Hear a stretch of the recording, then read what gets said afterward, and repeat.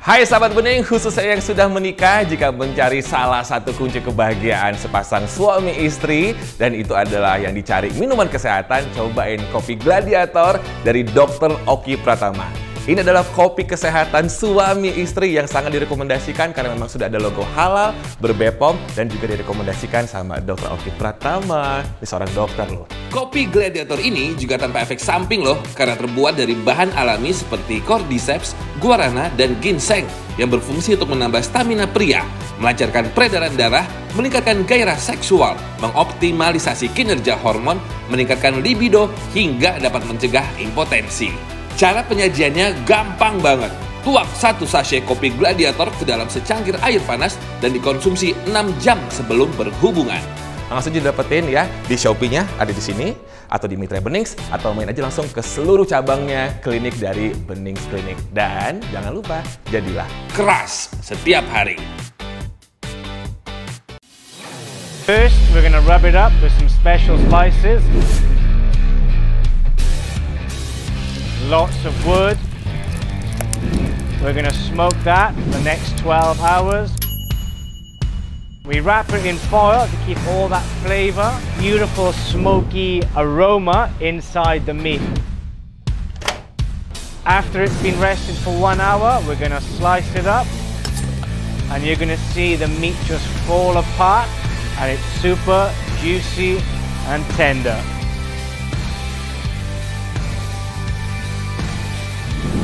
Check out how juicy and tender this brisket is. 14 hours of pure love. If you want to see some magic and taste some beautiful food, come on down to Holy Wings backyard and see for yourself.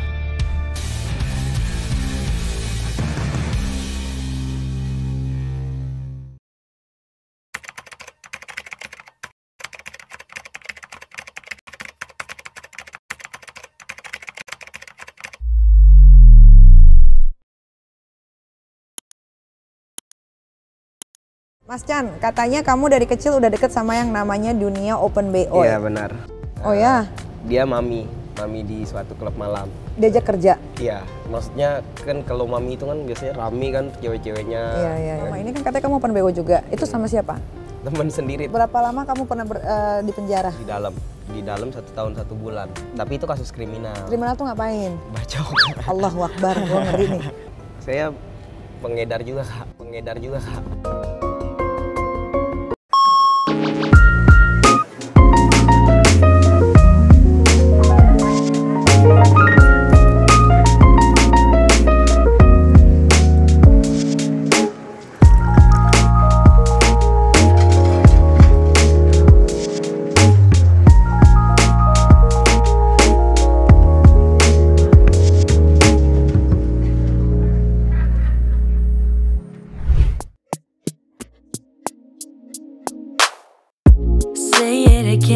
Say it again. You're saying you're sorry, so say it again. Only you can make my world go black. Bikin tape dicampur ragi. Bis biru namanya Tayo. Halo, balik lagi sama gue Nikita Mirzani di program Nikita Open BO. Nah, di program Nikita Open BO kali ini, gue udah ada di salah satu tempat nongkrong yang hits banget di daerah Jakarta dan sekitarnya, apalagi kalau bukan di Holy Wings. Di Holy Wings Mampang, tapi di Kemang gitu. Jalannya Mampang, tempatnya di Kemang. Nah, tetapi juga biasanya kan kalau Open BO itu membahas tentang dunia malam, seputaran PSK dan lain-lain. Nah, kali ini gue akan mendatangkan narasumber yang sedikit berbeda dan salah satu kru dari Opera sedang bertemu target di tempat lain untuk diajak ke sini. Ini masih seputaran tentang kupu-kupu malam, tapi tidak ke situ gitu loh. Ini ada cerita lagi yang lebih menarik dari narasumber yang bakal kita datengin dan kita wawancara. Nah, jangan lupa juga nih ya, gue mau ngingetin terus sama kalian semua, kalau Nikita Open BO itu mau bagi-bagi hadiah ya, yang diadain di Instagram Nikita Open BO yang hilang Instagramnya nggak tahu kenapa. Bener nggak? Siapa yang jahil? Di antara penonton ini siapa yang menghilangkan Instagram Nikita Open BO yang belum seberapa itu? Jadi jangan bangga untuk menghilangkan yang followersnya belum 10K. Hilang bikin lagi. Oke lah, nggak usah tunggu lama-lama lagi. Mau tahu keseruan tentang Nikita Open BO malam kali ini ya? Tonton terus Nikita Open BO, jangan di skip sedikit pun walaupun ada iklan, terus aja pantengin. Nah, dan Niki juga mau kasih tahu juga kalau semua kru dari Nikita Open BO sudah mengikuti protokol yang dianjurkan oleh pemerintah dan kita juga sudah melakukan swab antigen semua ke para kru. Jadi kita udah aman. Oke, sambil menunggu narasumbernya, bagaimana kalau kita pesan makanan dulu kali ya? Ini lapar nih, Mas. Mau pesan makanan yang enak apa sih? Aduh, padahal aku salah satu family dari Holy Wings loh. Chicken wingsnya dibikin ini ya, dibikin crunchy, garing sama apa ya? Nasi goreng deh, pakai cabai rawit yang banyak. Hah? Iya, jutawan. Oke, terima kasih Pak. Oke lah, kita tunggu narasumbernya datang.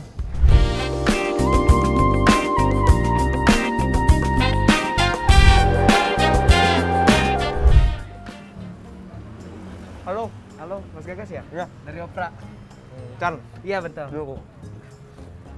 Harus mari makan. Oh, kita udah makan tadi. Enggak, saya makan dulu. Oh iya siap.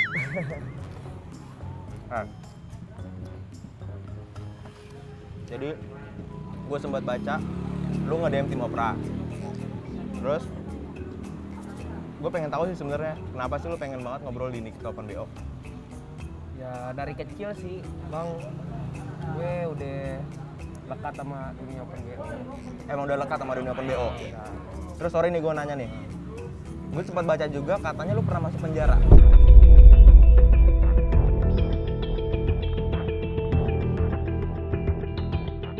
Itu bener? Benar itu ya masa lalu lah, masa lalu kelam. Lalu kelam ya? Masa lalu yang kelam. Tapi kita syutingnya di sini, Bang. Oh enggak, syutingnya kita nggak di sini. Sepi amat. Enggak di sini, aman. Jadi sebenarnya di sini tuh gue cuma pengen jemput lu aja. Nanti kita syutingnya di tempat lain. Oh, Gitu. kirain saya. Enggak. Jadi aman ya? Aman, Siap aman. ya? Udah. Ya udah kita langsung cabut aja ke sana. Oh ya udah. Diminum dulu dong. Udah nanti aja gampang. Abang nggak dibawa? Iya boleh. Minuman dibawa? Siap.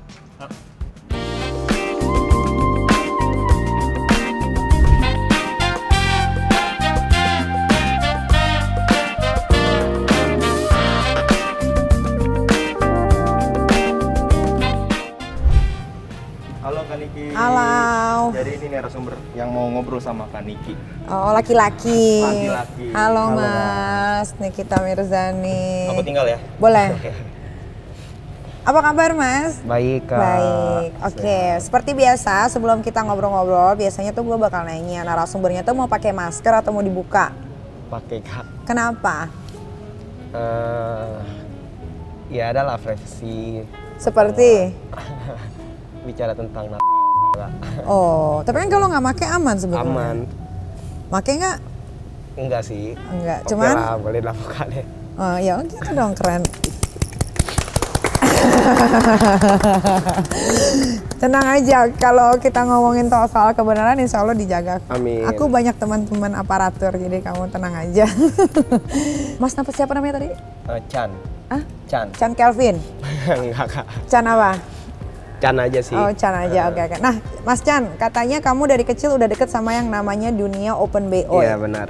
Dan katanya salah satunya itu adalah yang pernah bekerja sebagai Open BO itu adalah ibu kandung kamu sendiri. Ibu kandung sendiri. Oh ya? Dia mami di suatu klub malam. Germo jatuhnya? Ya nggak ngerti deh kesononya Kak. Oh. Tapi ya saya tahu sih mami aja sih yang saya tahu. Mami aja. Terus? Ya dari kecil ya namanya ekonomi sih, bicara ekonomi tahun 90-an kan sulit kali kan. Iya. Ya udahlah, mau nggak mau orang tua karena kan emang udah pisah kan. Udah pisah orang sama tua laki sama perempuan udah pisah. Ya udahlah, mau nggak mau terjun ke dunia malam. Sebenarnya sih udah ngerti lah karena kan ada pemikiran juga kan, saya udah ngerti. Ya udah, mau gimana? Kamu umur berapa pas tahu mamahnya sebagai mami? Umur kisaran 10 tahun lah. waktu itu. Karena kan saya diasuh waktu itu. Sama? Sama tante. Karena kan nggak mungkin gendong-gendong juga kan ke klub malam. Cuman sesekali pernah lah diajak. Pernah sekali diajak. Diajak kerja? Iya, maksudnya kan kalau mami itu kan biasanya rame kan cewek-ceweknya. Iya. Ya ditunjukin lah, oh ini. Cuman ya kalau saya kecilan ya masa bodoh aja, masa bodoh. Intinya ya ini orang tua saya, ya mau ngomong gimana lagi kan. Tapi waktu kamu ikut mami kamu kerja tuh, kamu ngelihat apa aja tuh selama kamu ikutin? Oh, banyak. Tapi tunggu bentar, ini topinya boleh diangkat dikit? Nah, biar kelihatan. Nah gitu. Ya banyak hal sih. Seperti? Gimana ya namanya? Hal-hal yang harusnya anak kecil nggak boleh lihat, kamu pernah lihat nggak di situ? Nah itu. Seperti apa? Ya kayak pelukan, tahu lah dunia malam kayak gimana kan. Gitu. Oh sampai lihat orang naked gitu? Oh enggak sampai ke sana, enggak sampai. Cuman ya pernah lah dibilang oh anak haram.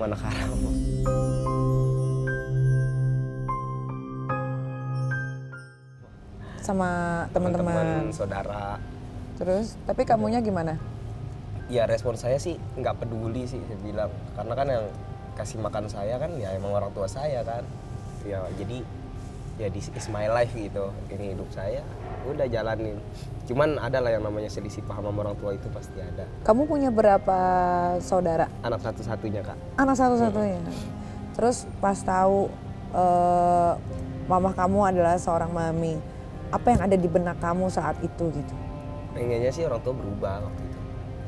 Nah, karena mungkin dari judge teman-teman juga kan saudara-saudara ya berubah. Cuman ya dibantah lagi, selisih paham lagi. Kalau mau berubah siapa yang ngasih makan?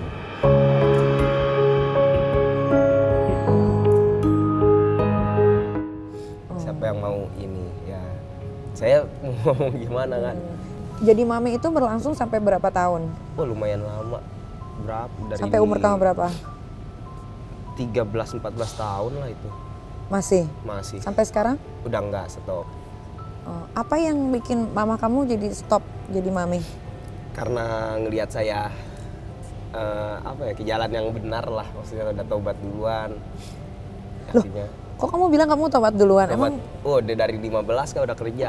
Kamu emang ngapain kerja apa? Warnet dulu. Terus joki. Tobat apa ini? Ya apa ya? Kan latar belakang memang dari Muslim kan saya kan. Pindah ke Kristen. Ya ngelihat hidup saya berubah lah, maksudnya jadi ikut misionaris, penginjilan, kayak begitu-gitu. Cuman ya ketemu Tuhan sendiri lah, banyak orang kan bilang, masa iya Tuhan datang, cuman kan ya kita manusia nggak bisa ngomong apa-apa kan. Bener.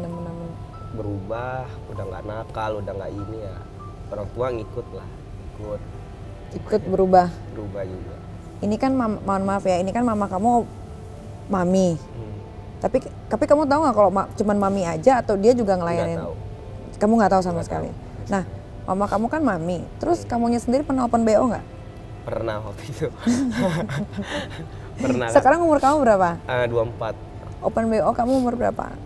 Baru kemarin ya bisa setahun lalu lah. Setahun lalu. Open BO sama cowok apa sama cewek? Cewek. Oh, sama cewek. Ya kan ya begitulah kalau namanya. Apalagi kita punya gitu kan. Kamu dulu saya juga kak.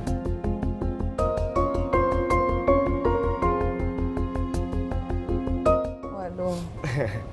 Udah lumayan lama. Pernah ketangkap nggak? Pernah, sering. Oh ya? Sekarang coba tisu. Nih. Pilek. Berapa kali? Tunggu, jangan ke situ dulu. Sebelum lama ini kan katanya kamu open BO juga. Itu sama siapa? Temen sendiri tapi nggak jadi. Berapa kamu buka harga? Ya intinya sih ada lah yang namanya pakaian ada, uang pun ada. Oh keren banget. Aku suka. Jadi maksudnya tuker sama paketan? Iya, itu kan di Jakarta ini ada lah yang namanya STM-an itu. Apa kan. tuh STM? Apa ya? Enggak, saya nggak tahu, sumpah saya nggak tahu STM. Tuker itulah pokoknya. Tuker tidur. Ya, STM. M-nya itu ya. M-nya apa? Ya ke situlah. Kemaluan wanita. Oh, tuker make gitu. Oh alah. Jadi dia maunya cuman dia nggak punya uang, dia minta ke kamu tapi barter ditidurin. Oh, tapi nggak jadi? Nggak jadi karena teman sendiri. Udah gitu kan emang udah punya anak juga. Enggak, waktu itu istri lagi bunting deh. Jadi nggak tahu kenapa pas dianya lagi hamil? Enggak, istri Istri saya. kamu lagi hamil terus? Cuman dia nggak tahu kan. Tiba-tiba tuh terlintas aja anak bayi di otak kan. Udah nggak jadi juga. Tapi tetap saya kasih. Gini, kamu jadi itu dari tahun berapa? 2019 deh. Apa yang menyebabkan kamu jadi Ekonomi sih kak pertama. Tapi kamu pakai juga nggak? Pakai pasti. Karena kan memang kita setiap jemput bahan itu, ya saya nggak sebutin lah ya. Iya. Jemput bahan kan pasti ada namanya tester. Itu bahan enak atau enggak. Kamu tahu tuh yang enak yang mana, Tahu. yang gimana cara bedainnya? Ya karena kan kalau pembuat ini, kalau yang saya tahu ada 8 zat lah. Cuma kalau kadang-kadang yang nggak enak itu ya ada beberapa zat yang nggak kecampur, entah kurang ngaduk, kayak gitu-gitu. Oh, kamu udah semahir itu ya? Belajar sendiri? Ya, Otodidak? Otodidak sih. Oh, alah. Jadi iya. ya enak nggak enaknya sih dari pertama rasa. Kalau udah bau amis itu ya nggak enak. Oh, bau amis mah ini barangnya si gendut tuh. Bau anyir. Berarti lu ini ya kurang adonan. Oh gitu. Kamu gini, dari kamu jadi kamu jual, kamu dapetin apa dari jualan itu? Nggak dapat apa. Itu kan resikonya Resiko tinggi. tinggi bener. Karena memang kan ya sempat berantem sama orang tua juga sih sama ibu. Jadi ya emang nakal. Kan waktu itu emang sempet jatuh lagi kan.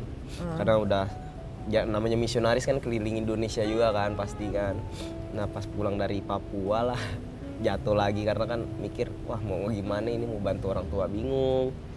Ya udah nggak mau, tawarin mau kerjaan nggak, kerjaan apa ini. Pertama mah kecil 1 gram 2 gram, lama-lama 10-20 setengah. Oh ya? Pernah ketangkep nggak? Pernah Kak. Berapa kali kamu masuk penjara? Kalau sampai Salemba kapal gede lah ya sebutan kita sekali, tapi itu kriminal. Kalau masalah 4 atau 5 lah. Nggak kapok? Ya bicara kapok karena bicara lagi balik lagi Kak, kan ke ekonomi lagi. Berapa lama kamu pernah di penjara? Di dalam 1 tahun 1 bulan. Terus? Tapi itu kasus kriminal. Kriminal tuh ngapain? Allahu Akbar, gue ngeri nih. Pak, kenapa kamu bacok orang, Mas? Alasannya kenapa? Alkohol sih Kak, bicara alkohol, mabok. Tadinya emang nggak mau berantem. Ya lagi lewat lah arah pulang. Diganggu. Ada yang tawuran, cuman ya saya kan orangnya temperamental kan, nggak bisa yang namanya diusik, ya saya bakal usik balik, mau sampai darah penghabisan lagi. Apanya yang kamu bacok? Leher sini ya. Putus? Untungnya sih nggak mati koma, makanya putusan saya. Untungnya nggak mati koma. Kayaknya enteng banget deh bilang orang koma deh. Jadi putusannya cuma setahun itu? Setahun ya. Terus? Tuntutan mah gede, 4 tahun 6 bulan, cuman putusannya cuma karena kamu ini nggak berdamai sama korban nggak? Jadi dari pihak korban, orang tuanya ngebela saya juga. Dia bilang ya emang udah capek, sama anaknya udah capek ya kan. Oh, makanya pas dibacok sama kamu juga udah ini biar pelajaran. Cuma ya tapi jangan juga bacok lagi lah, udahlah. Maksudnya nakal biasa aja, seumuran kamu. Ini kamu pilek-pilek bekas gimana? Emang lagi sakit. Enggak, biasanya kan orang kalau udah berhenti ada efek sampingnya, ya kan? Kayak saya punya temen juga, dia memang udah memutuskan untuk stop dan meler hidungnya, migrain. Gimana kayak kalau saya untungnya nggak terlalu.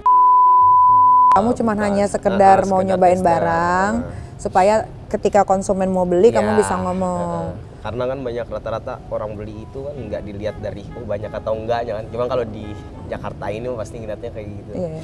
Apa yang membuat kamu akhirnya gua nggak mau lagi jadi lagi? Ya pas istri hamil lah Kak. Hamil tiba-tiba digerebek salah orang itu. Polisi salah orang. Udah istri bilang teguran. Ini udah teguran dari Tuhan kan. Masih lo punya anak, mau anak lo Begitu. lahir lo di penjara sih. Kan enggak kan. Iya. Lalu ketika kamu di penjara pernah dapat perlakuan yang nggak baik nggak dari napi lain? Enggak pernah. Saya juga pernah di penjara, tapi bukan kasus ece-ece lah, berantem doang, ece-ece lah. Kalau tapi ini mah keren, ini bacok gitu ya. Kalau saya enggak lah, cuman main tendang-tendangan gitu-gitu doang. Itu enggak Beda sampai. juga Kak, penjara perempuan sama laki beda juga. Beda ya? Enggak, saya waktu masuk penjara dulu banget itu sempet disuruh tidur di dekat toilet. Tapi karena saya ngelawan, akhirnya yang nyuruh saya tidur di dekat toilet, saya yang suruh tidur di toilet. Lu pada mau makan nggak? Kalau enggak, gue nggak apa-apa, gue tidur situ. Jadi barternya itu. Barteran. Tapi boleh diceritain nggak sih Mas keadaan di dalam penjara itu kayak gimana? Enggak sesuai apa yang kita nonton di film-film lah. Nggak serem itu ya? Enggak seserem itu. Makanya banyak penjahat udah bebas, bukan makin baik ya makin jahat ya. Makin karena jahat itu. ya, benar-benar. Iya. Tapi emang benar sih, maksudnya kayak ketika dimasukin ke penjara bukannya makin tobat malah makin nyari gitu. Karena penjara tuh sebenarnya bukan tempat yang tepat untuk tapi akan jadi tempat yang tepat untuk ya kejahatan-kejahatan kriminal sih sebetulnya. Benar nggak sih kalau di sana itu bakal dihabisin sama napi lain? Itu nggak dibikin mati, paling bikin gila. Diapain tuh biasanya? Batin. Ya dibatinin, misalkan kayak jatah makan dia tuh nggak dikasih makan, disiksa, Ditontonin gitu. ya dipukulin lah. Pokoknya ya misalkan udah parah nih, udah sampai Misalkan gimana gitu. tukang Lebih parah lagi. Lebih Itu parah ya? sampai ada yang makan kotoran itu ada.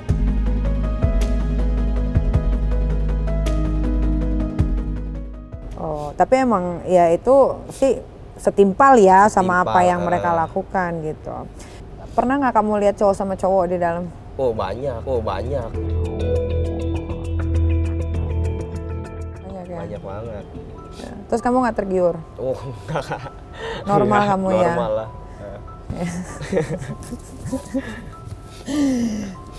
Untuk kapasitas orang di dalam sel itu biasanya ada berapa orang tuh? Di kamar atau satu blok? Di kamar? Di kamar waktu itu saya di kamar cuma 7 orang. 7. Iya. Ada kan yang sampai 30, 40. Ya kalau di saya sih rutan nggak ada sih kampus. Nggak ya? Iya. Dia kalau bicara 30-40 gitu mungkin di lorong. Jadi kan ya ada lorong, kamar. Jadi Mas, sekarang Mas itu pekerjaannya apa? Sudah tidak jadi bandar? Sekarang bisnis gamis Kak. Baju muslim. Gak saya Kristen tapi saya bisnis gamis. Kenapa tiba-tiba berbelok ke situ? Dari sekian banyak pekerjaan? Apa ya, emang Tuhan kasih lah, maksudnya gimana ya, mungkin udah cocoknya di situ sih. Saya jujur terus terang kalau untuk kerja sama orang tuh kadang berat. Maunya punya ambisi lah, bisnis sendiri. Bagus kok, kadang-kadang kita sebagai manusia harus punya ambisi. Gitu. Tapi yang penting ambisinya diseimbangin sama kemauan sama semangatnya harus ada gitu dijalanin. Nih, katanya juga kamu pernah dapat berkat ya saat mau melangsungkan pernikahan. Ceritain gimana tuh ceritanya? Waktu itu memang karena kan emang istri ini orang Medan kan. Orang Medan ini kan ada yang namanya sinamot. Apa itu? Sinamot istilah kasar kayak orang keraton itu ya lo mau nikahin lo harus ada seserahan ada. Nah, itu udah pusing Kak.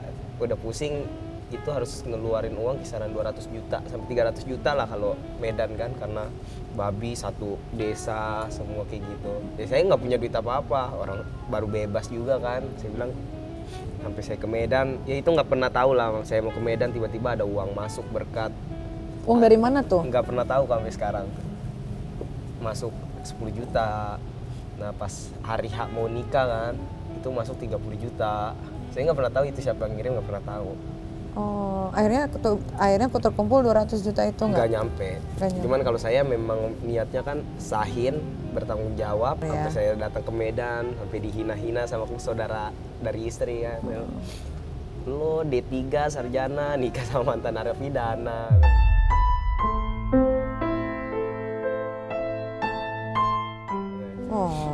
saya ngomong ya jangan lihat background, jangan lihat saya sekarang, lihat saya 1 tahun ke depan lagi, kalau nggak 3 tahun ke depan lagi saya jadi apa, kita tunjukin. Kalau saya kan orangnya gimana ya, temperamental lah, punya ambisi, punya prinsip hidup. Walaupun saya susah, saya nggak pernah mau tuh yang namanya nyusahin orang lain tuh nggak pernah mau. Ya susah, kita jalan sendiri. Jadi dari jual gamis itu kamu udah punya penghasilan sendiri? Punya penghasilan sendiri. Lumayan? Lumayan. Emang sedih ya pas kekumpul 30 juta itu lagi dihina-hina posisi saya. Yang mendingan nikah sama Kang Ojek masih ada penghasilan kan. Udah tuh saya berdoa, saya bilang Tuhan kok gini amat, maksudnya ya setiap kita mau berubah cobaannya kok berat banget, saya bilang. Ya emang Tuhan kasih lah.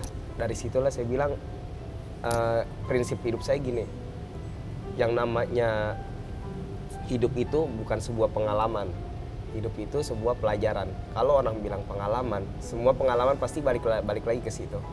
Sama lah kayak kita lamaran kerja, pasti kan ditanya pengalamanmu apa? OB, ya berarti lo ntar taruh di OB lagi kan pasti. Memang kalau buat pelajaran, karena lo jadi OB, nah kedepannya lo harus jadi supervisor, leadernya, betul-betul headnya. Nah, makanya prinsip saya ya begitu, saya bilang. Punya ambisi sendiri lah. Sampai benar-benar di kamar tuh, wah badan tatoan kan, saudara kan nggak tahu kan, saudara keluarga dari istri. Pas buka baju, tatoan semua nih badan kan. Karena di Medan itu kan orang tatoan, lagi wah udah dibenci banget sebenarnya. Berarti kan? aku dibenci dong. Itu makanya kadang-kadang orang tuh jangan suka underestimate sama orang yang bertato. Cuman mungkin dulunya di Jakarta orang tatoan tuh biasanya, mohon maaf kalau salah ya, preman gitu kan, begajulan. Padahal enggak kok. Tato itu kalau kita lihat dari segi artnya ya, kalau tergantung mata kita melihat sih. Kalau kita mau lihatnya, seni. Wah ini seni, ya bagus. Tergantung siapa juga yang make. Kayak misalkan Nikita Mirzani nggak mungkin preman gitu. Jadi saya pun bikin juga mau nggak mau karena tinggal di kamar kan, udah bikin lah di dada. Iseng. Gimana pas sudah keluar kok begini, burung hantu tidur jadinya kan. Oh, jadinya burung hantu tidur. Burung hantu tidur. Tadi mau bikin burung hantu serem. Oh iya. Tapi Mas katanya juga, ini ngomong-ngomong kamu kan pernah bacok orang. Tapi lagi keadaan mabok ya, bukan lagi normal. Kamu dalam keadaan normal pernah pengen nusuk siapa gitu nggak? Wah sering Kak. Sering kali. Sampai sekarang agak pun ngeri ya nih bintang. Kenapa kamu punya hasrat untuk nusuk orang tuh? Ya temperamental sih Kak. Kamu kurang-kurangin temperamen itu. Kamu gini ya, semua manusia, bukannya saya menggurui ya, semua manusia punya levelan temperamennya masing-masing. Saya juga orangnya temperamen, tapi temperamen saya tuh nggak semerta-merta kayak gue tusuk, enggak. Temperamen tuh kayak gini, kayak misalkan direndahin orang gitu. Wah lu rendahin gua, lu lihat lo ya, gue bisa rendahin lo balik dengan cara yang berbeda gitu. Bukan berarti kita harus fight, pukul-pukulan, nggak gitu. Itu harus dikurang-kurangin. Kita kan kita nggak pernah tahu ya. Kadang kita ketemu sama siapa, entah kita ketemu sama musuh atau pemain, ditusuk kan nggak seru kan, belum ada aba-aba nih. Sekarang emang udah mulai sih, maksudnya agak-agak rendah. Iya, apalagi udah punya anak. Itu dia. harus diilangin tuh. Harus mungkin kalau kita lebih sabar, pasti Tuhan akan kasih berkat yang lain. Amin. Terus ngomong-ngomong soal menusuk orang, siapa yang mau ditusuk waktu itu? Banyak nih Kak, bahkan saudara sendiri hampir pernah. Bahkan saudara sendiri. Dari istri? Dari saya. Oh kenapa? Ya gimana ya, saya orangnya nggak bisa sih yang namanya tuh direndahin itu sebenarnya nggak bisa. Cuman ya saya sadar, maksudnya gini loh, tanpa lo rendahin tuh gue sadar diri gitu. Udah tahu Udah ya, maksudnya gue ini kekurangannya banyak apa. gitu. Cuman banyakan saudara yang rasain lah pasti sukses, kadang orang iri, kita jatuh diejek. Iya. Dalam hati, ntar tunggu belum. Tapi sekarang udah jangan temperamen lah. Nggak segala sesuatu kita harus selesaikan dengan kepala panas. Gitu. Kadang gini, jadikanlah ejekan orang itu sebagai motivasi kita supaya kita bisa lebih maju dari mereka. Gitu. Cara Tuhan itu kan sebenarnya nguji orang tuh banyak banget caranya. Kadang dengan kita diejek, dengan kita dikucilkan gitu, dizolimi. Justru Tuhan tuh lagi ngetes, nih orang kalau diginiin gimana, lu marah nggak gitu. Katanya kamu juga pernah mukulin istri kamu yang pas barangnya dibuang ke toilet. Pernah Kak. Barang apa yang dibuang? Kenapa digebuk? Ya gimana ya, kesel sih karena kan pertama efek kimia, yang kedua gini loh, itu harga itu nggak murah, yang dibuang itu 20 gram 20 Berapa juta. itu? Oh, 20 gram itu 20 juta. 20 juta, 1 gramnya sejuta. Cuman ya mungkin kan kalau kalangan saya kan buset itu lumayan juga 20 juta kan. Walaupun gimana juga udah dibuang di kloset. Untung belum disiram itu. Jadi dikobok-kobok dapat. Ada ngambang karena kan 2 plastik. Dia ngambang. Pasti. Udah saya bilang kenapa buang kepalanya ke lemari kan.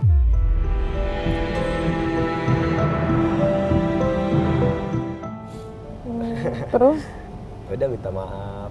Ya dia ngomong lah, nggak mau yang namanya ngeliat ini tuh nggak mau. Mendingan gue susah makan garam deh daripada harus makan duit pakai hasilnya. Ya udah mulai mikir cuman ya entah mungkin ujian sih bener. Udah berubah seminggu ada aja ujian ekonomi lagi. Mau nggak mau bos kasih kerjaan bos, jemput lagi. Ya begitu-gitu. Apa yang mau kamu sampaikan ke istri, mama dan anak kamu? Kalau mama, keluarga kamu nonton, kalau istri kan ada. Istri kamu juga nonton pasti nanti. Ya kalau untuk mama sih, ya saya sebagai anak belum bisa ngebahagiain lah. Tapi ya maulah untuk berubah gitu. Sama orang tua juga masih temperamen kak. Sama saya kadang selisih paham. Saya bilang, ya saya mau ngelawan ibu gitu kan. Cuman vitamins and history books. Ini kalau cowok, biasanya cowok kalau nangis itu dari hati. Susah loh cowok ngeluarin air mata. Kenapa sih? ya sering banget selisih paham sih kak. Sampai sekarang. Sering selisih paham ya. Ya itu namanya orang tua. Orang tua tuh kita jangan lawan. Biar gimana pun selalunya maunya bukan selalu mau bener ya. Tapi karena orang tua yang udah melahirkan jadi selalunya pengennya kayaknya anak harus nurut gitu. Mungkin cara penyampaiannya lebih halus gitu. Atau quality time sama orang tua. Coba berdua curhat satu sama lain. Gak ada kok masalah yang gak bisa diselesaikan. Percaya deh. Kuat lah, kamu mah hebat. Maksudnya 24 tahun ya? 24 tahun udah pernah bacok orang, udah pernah udah pernah masuk penjara, ya kan? Itu pengalaman hidup yang orang di luar sana tidak akan berani untuk jadi kayak begitu. Untuk masuk penjara aja itu udah kayak malapetaka kalau untuk orang-orang biasa di luar sana. Kalau saya bisa bilang kamu orang yang hebat. Kamu pernah nakal tapi kamu tahu kapan kamu berubah dan kamu udah ngambil langkah itu ya bagus, itu langkah besar tahu. Tuhan pasti jagalah kamu sama istri dan anak dan keluarga. Jangan, pokoknya pesan aku jangan down. Buktikan sama orang-orang yang pernah merendahkan kamu. Seperti yang kamu tadi bilang 1-3 tahun ke depan kamu buktikan bahwa kamu bisa berdiri di kaki kamu sendiri tanpa menjual barang-barang haram yang pernah kamu lakukan sebelumnya. Aduh, jangan nangis. Kalau terus Emang kalau emang bicara orang tua kadang hati tuh nggak kuat. Terus apalagi coba yang mau disampaikan sama mama? Mudah-mudahan mama kamu nonton, mudah-mudahan mama kamu juga terbuka hatinya untuk bisa menerima masukan dari anak, kamu juga bisa menerima masukan dari orang tua. Ya banyak sih lebih ke family time aja sih. Udah yang namanya waktu keluarga. Sekarang udah kurang lah. Kamu butuh itu ya? Kamu butuh pasti dipeluk sama mama ya? Nggak pernah dipeluk? Pernah sih, cuman ya udah berapa lama terakhir? Ya, udah lumayan sih berapa bulan. Cuman pelukan emang beda lah, maksudnya hati family-nya tuh udah mulai beda. Karena kan saya anak batin ngerasain kan. Iya, paham. Terus buat istri? Ya lebih sabar lagi lah ngadepin saya. Lebih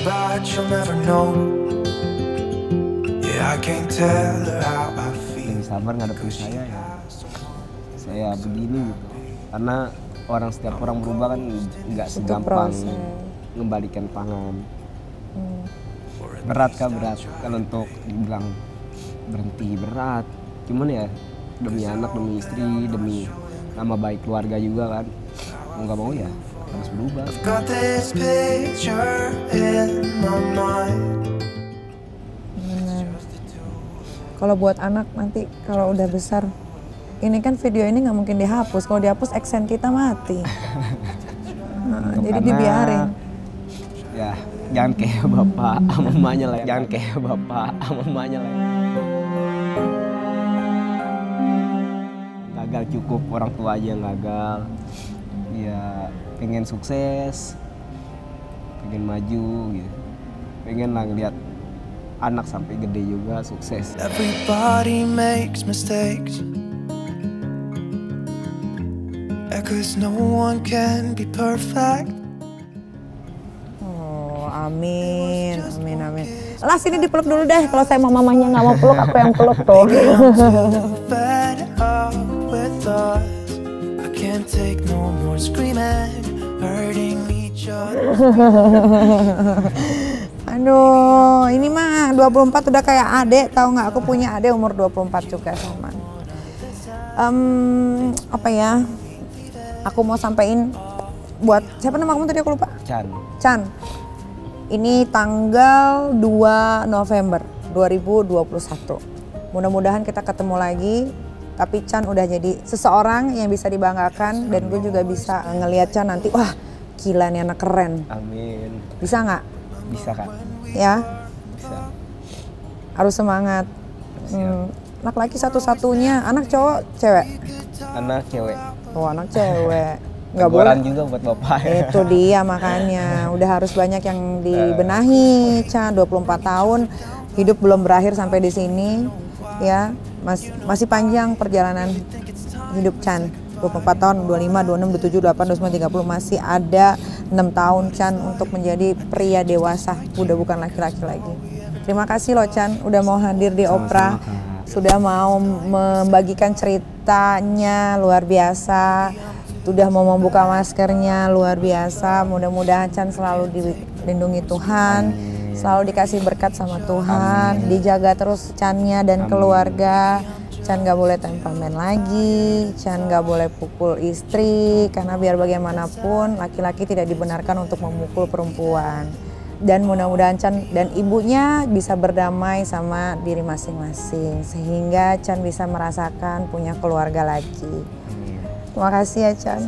Aduh, aku loh terharu kalau yang kayak, soalnya gini ya, kalau laki-laki itu susah banget sebetulnya nangis. Kalau dia bisa nangis itu berarti di hatinya itu udah ada sesuatu yang lukanya itu terlalu banyak. Chan ya. Dan Chan juga tidak pernah memilih untuk hidup seperti ini, tidak pernah memilih untuk menjadi bandar. Ya kan, tidak pernah juga mau memilih punya hidup yang kata Chan, aduh sulit begini segala macam. Sebenarnya nggak tahu Chan, kalau kamu jalannya dengan ikhlas, hidup itu akan terasa ringan. Nanti rezeki juga pasti datangnya akan lebih gampang. Amin. Semangat Chan. Oke lah netizen, pemirsa, pecinta Nikita Open BO yang berani-beraninya udah ngilangin akun Instagram Nikita Open BO, dengerin gua mau berkata ya. Jangan pernah menghakimi masa kelam orang lain. Ketika aibmu dibuka oleh Tuhan, belum tentu kamu lebih baik dari dia. Terima kasih sudah menyaksikan Nikita Open BO. Untuk episode kali ini yang aku suka banget karena seorang anak laki-laki berani menceritakan tentang kehidupan kelamnya di masa lalu. Dan itu adalah sesuatu yang buat gue sih luar biasa ya. Nggak tahu deh kalau buat kalian gitu ya. Kalau begitu kita ketemu lagi di next episode Nikita Open BO dengan narasumber yang lebih keren lagi. Mudah-mudahan ya yang ceritanya lebih bagus lagi sehingga kita bisa berkaca sama diri kita sendiri. Nikita pamit, Chan pamit, sampai ketemu lagi di Nikita Open BO di Oprah Entertainment. Bye. Makasih loh Chan. Sama-sama Kak. You don't wanna listen. It's better we leave it all behind.